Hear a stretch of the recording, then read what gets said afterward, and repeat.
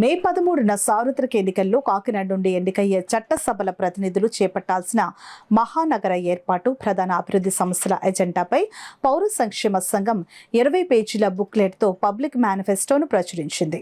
ప్రముఖుల నుండి సేకరించిన 113 అంశాలను బుక్లెట్లో పొందుపర్చారు. 5,000 ప్రతులను ముద్రించి ఎన్నికల్లో పోటీ చేస్తున్న పార్లమెంట్ అసెంబ్లీ అభ్యర్థులకు, రాజకీయ పార్టీల రాష్ట్ర, జిల్లా, నగర కమిటీలకు, ప్రజా సంఘాలకు, ప్రజలకు, ప్రముఖులకు, పత్రికా సంస్థలకు, పాత్రికేయులకు అందచేయనున్నారు.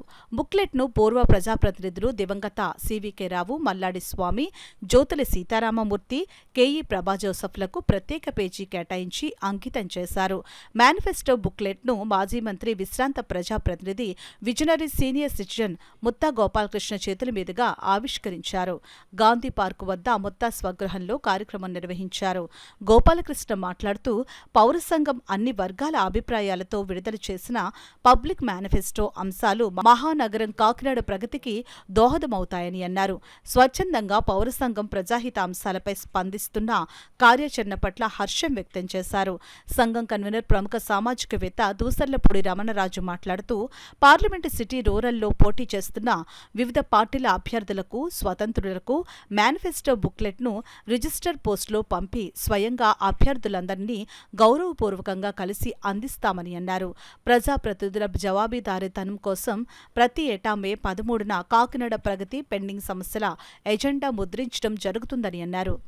మధ్యతరగతి ప్రజలు అందరి దగ్గర నుండి కూడా ఈ పౌర సమస్యలన్నింటినీ కూడా సేకరించి 113 అంశాలతోటి ఒక పబ్లిక్ మేనిఫెస్టో ప్రతిని 20 పేజీలతోటి ముద్రణ చేయడం జరిగింది.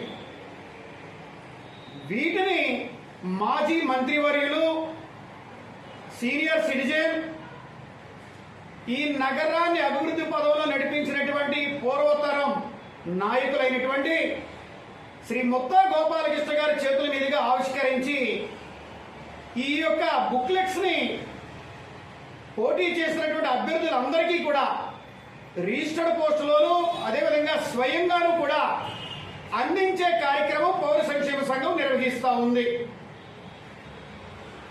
మే 13 ప్రతి ఏడాది కూడా ఈ మే 13న నగర సమస్యల మీద ప్రగతి జరిగినటువంటి అంశాలతో పాటుగా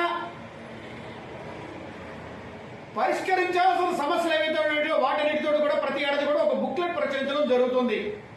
అదే రీతిగా ప్రతి నెల 13వ తేదీన నగర అభివృద్ధి అంశాల మీద సమావేశం జరుగుతుంది.